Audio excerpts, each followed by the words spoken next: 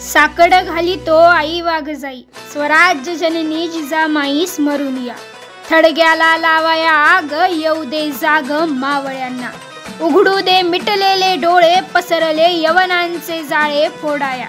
बळ दे हटवाया हिरवीच्या दर, खेळली खेळण्यावर नजर आमुची.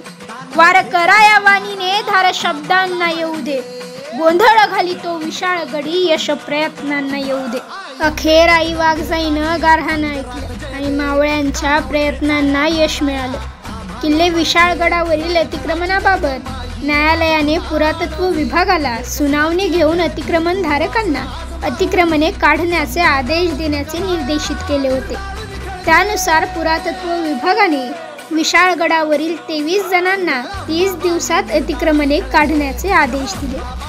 विशाळगडावरील अतिक्रमणे हटवण्यासाठी आंदोलकांमध्ये अग्रस्थानी असलेले जगद्गुरू तुकोबारायांचे 11वे वंशज शिरीष महाराज मोरे. हा निर्णय ऐकायला नाही त्याचे दुःख मोठे. पांडुरंग त्यांच्या आत्म्यास शांती देवो.